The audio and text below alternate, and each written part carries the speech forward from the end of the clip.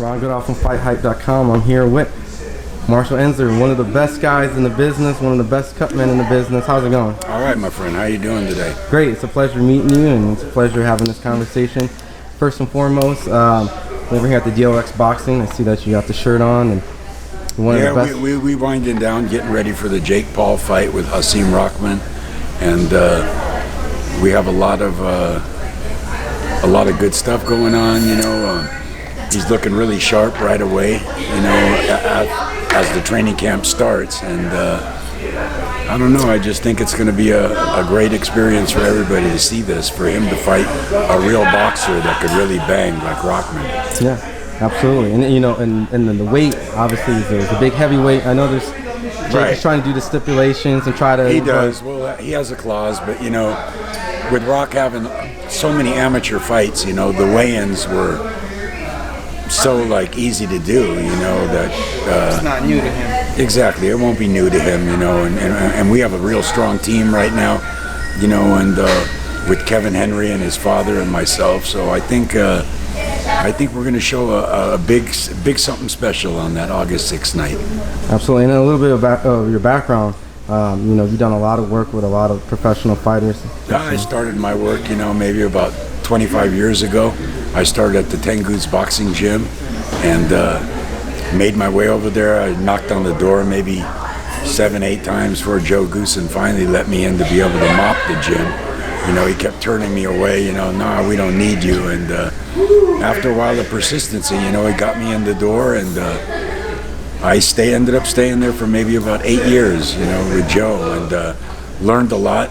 You know, I went to camp. I remember when Oscar De La Hoya had his big fights out there, and got with Joe Chavez, you know, Oscar's Cutman, and he started to teach me a lot of traits, how to wrap, you know, how to pull back metatarsals, how to, you know, every fighter, your wrap is different, you know, they like it either a certain way, and you just pick up on that as you go along, you know, so I don't know, I'm excited for this day, you know, come August 6th, and Allah and everything go good for Rahman, you know, we're going to come out victorious.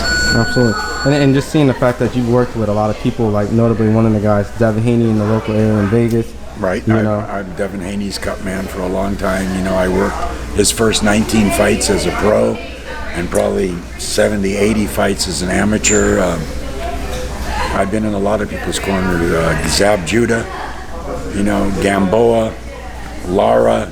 The list goes on and on. Mike McCallum, not Mike McCallum, what am I saying? Mike McCallum.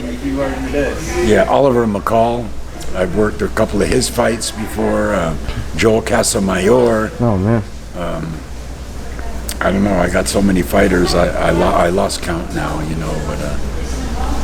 Now with this upcoming fight as an opponent of Jake, you know, what's your overall thoughts of Jake as a fight? You know, do you respect him? Yeah, I do. We do respect him. He's definitely a fighter. You know, he's not just a YouTube guy. He's been training hard, and you know, he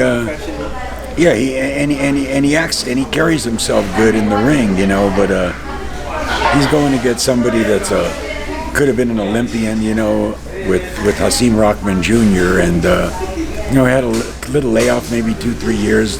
Wasn't maybe sure what he wanted to do exactly in the boxing business, in the boxing field, but he made his way back strong, and had a little slip up with that Kinsey Morrison.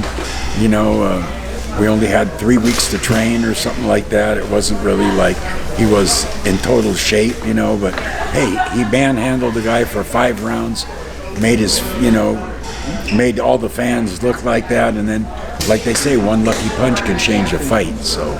Yeah.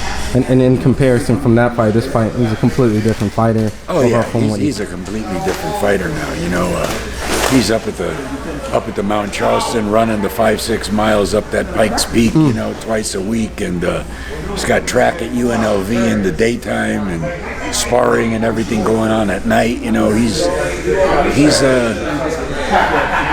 really on a mission this time. I can see it. You know, to prove to the world and to himself and everybody else that he is going to come out victorious August 6th. And of course, before, you know, I let you go, my final 2 questions, you know, Any predictions on how the fight goes out?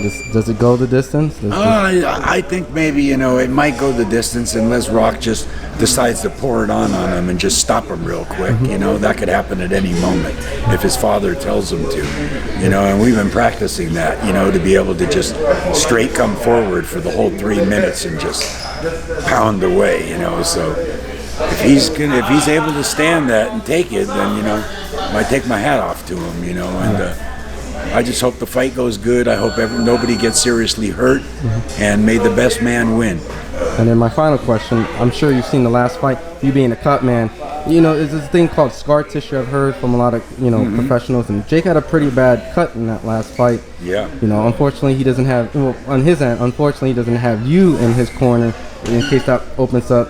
What's your thoughts on that type of cut? Do you feel like that's a possibility for that cut to reopen? It depends on the surgeon, you know, who stitched it up. And was it a bad cut, like when you saw in that one? Oh yeah, Jake, he had a bad cut, you know, on his eye, but it looks pretty good, like it healed good, and you know, I'm sure he's gonna be pulling away, not wanting to get hit on that eye. Yeah. You know, and us on the other side, you know, we're working on figuring out how to get to that eye. Yeah. We'll see, you know. I don't want to give out too many little secrets. Yeah, maybe that's the eye you target. Maybe it's not. Camp. Maybe it's some mental games you're throwing out. Maybe it's a body shot. Maybe even anything in the head. So we have a bunch of arsenals that are going to come out on that night, August 6th. So awesome. Everybody stay tuned. You know, thanks a lot for FightHype coming in here. You know, you guys do a great job, and you guys are #1. No, we appreciate it, and All absolutely. right, man. Much love to you guys. FightHype always.